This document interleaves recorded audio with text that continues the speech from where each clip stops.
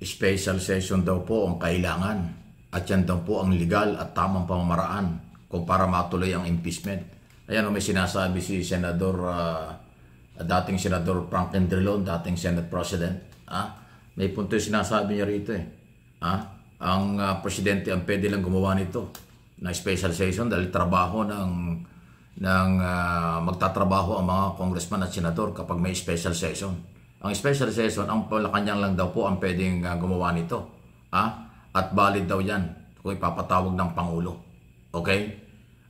Ito'y napapag-usapan kasi ito po yung sinasabing pamamaraan lang para daw matuloy ang impeachment o impeachment trial ngayong nakareses ang Kongreso. Kasi yung pong sinasabi ni Senador at Senate President Jesus Escudero ay mukhang yun talaga ang mangyayari. Dahil nakareses ngayon, kaya hindi pwedeng mag-resume ang trial. At sa June 2 pa, muling babalik ang sesyon ng Senado, doon lang pwedeng magsimula para sa trial. Ang problema, magigipit sa oras. Kasi nga naman, hanggang June 30, tapos na ang 19th Congress. At tapos na rin ang eleksyon. So, 20 Congress na yung susunod. Medyo alanganin. Ang sinasabi ngayon ng dating Senate President at abogado na si Frank Drilon, ang special session ang tanging pamaraan para maging legal ang lahat ng galaw ng Senado at Kongreso. Dahil nga po kapag special session ay pwedeng gawin yan. Wala daw naman po sa batas na kapag nakareses ang Kongreso ay hindi pwedeng magkaroon ng impeachment trial. At ang solusyon nga doon ay mag-resume special session para mag-resume ang impeachment trial. Yan ang sinasabi ni Drilon. Inulit ko, sinasabi niya, wala daw sa saligang batas na kapag nakareses ang Kongreso, wala nang gagawin. Dahil lalo na sa impeachment. Kaya ang kailangan ni special session para magawa yung trial. Impeachment trial. Mabuo. Ayan po. So talagang until now ay matindi po ang debate sa isyong ito. Sa pagitan po ng iba-ibang opinyon at analysis ng mga abogado. Okay? Ako naman, ang aking puntingin dito, pagka gusto talagang gawin, may paraan talaga May paraan, maraming paraan. Ngayon lang dito, magiging prinsipyo lang siguro, o magiging siguro panindigan ng Malacanang, ay yung hindi siya makikialam. Ang paniniwala kasi ng Malacanang, trabaho ng Kongreso at Senado ang impeachment. Kaya ayaw nila makailam. Pagka kasi nag-utos or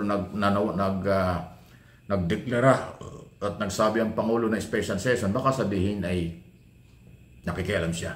Pero ito yung isang punto na pwedeng gawin Meron pa palang mga proposed bill na hindi natatapos, na dapat tapusin bago matapos ang 19th Congress. Dahil recess, so pwede sigurong magpatawag ng special session para talakayin yung mga nabinbin ng mga panukalang batas. Tapos doon, pwede nang isabay yung trial. Kasi hindi nga pwedeng i-accept or i-declare ng Senado maging impeachment court sila, impeachment trial, ang tawag dyan, kung sila'y nakareses. So, yan ang punto ng Senate President Escudero, kaya magkaiba talaga. So, ngayon, marami talagang nagbubunggo ang idea rito. Ano kaya ang dapat gawin dyan? Total, sabi naman ni Sara Duterte, nakaprepare na ang kanyang abogado. Pinagayabang pa nga na napakarami daw volunteer lawyer. O yun pala Nakaprepare sila sa trial, o hindi dapat mag-resume para magkaroon ng trial. Kahit naman kandidato, hindi naman maapektuhan yung 12 re-electionist at yung mga tumatakbo sa local position. Kasi tumatakbong Senator Judge na tatakbong local position, si Villar sa Las Piñas, si Pimentel sa Marikina, at saka si Binay sa Makati. O pwede naman, ang kampanya naman sa Marso pa sa local. Yun naman po mga Senador Judge, napakagandang publicity ng trial kasi live yan sa television, radyo at social media. So hindi mo na kailangan umikot sa buong Pilipinas, madidinig ka kung ano ang iyong alam at kakayanan at kung ano ang iyong posisyon sa trial, sa issue. So yun ang napakalibreng publicity. Hindi na sila magbabayad, napakamahal po ng advertisement sa radyo at television, lalo sa television. So yung trial, doon mo may pakikita kung ikaw ay nakatingin sa ebidensya, nakatingin sa rule of law, nakatingin sa tungkol sa pagbibigay ng hustisya sa mga Pilipinong may-ari ng pera o kung ano man. Kaya para sa akin, hindi po apektado ang mga national candidate dito po sa trial na ito ngayong eleksyon o gawin bago mag-eleksyon o itong eleksyon para ho dahil nga lagi silang nandyan, magiging libreng publicity kaya walang mawawala sa kanila. At saka para malaman din natin sino ba ang mga senador na karapat-dapat makakatulong ng malaki sa mga Pilipinong botante dito at sa abroad ang trial. Kasi dun sa trial, malalaman ng Pilipino kung sino ang karapat-dapat iboto sa eleksyon sa Mayo. O sa yung matitirang 12 kung dapat pang iboto o hindi sila sa 2028. Yun po yun eh. So, ang taong bayan, yun po yung karapatan, sagradong karapatan. Pagdating sa eleksyon, sila yung manghuhusga, sila yung magde-decide, sila ang magsasabi kung karapat-dapat o hindi. Ang mga senador na manatili or palitan na this coming election. Nakasalalay po dito ang political career ng mga senador judges. Kaya mahalagang ang taong bayan ay maigabay kung karapat-dapat silang manatili or palitan na. Or pagdating ng 2028 ay baguhin na. Okay? Yung pagpapatunay sa issue ng guilty ba o not guilty, impeach ba o hindi, sa Senado, mapapatalsik sa pwesto, yan ay hindi pa natin alam. Kasi magta-trial pa lang. Ang ating aabangan at abangan po ninyo, ang performance, gagawin, anong magagawa at anong kakayanan ng mga senador judge. Ang magiging bias ng mga senador judge, ang taong bayan ang magde-decide kung sila ay dapat pantulungan o hindi pagdating sa eleksyon. Napakatindi lang nakataya dito. Hindi biro. Kaya excited na rin po ang mga Pilipino. Sana nga matuloy ito.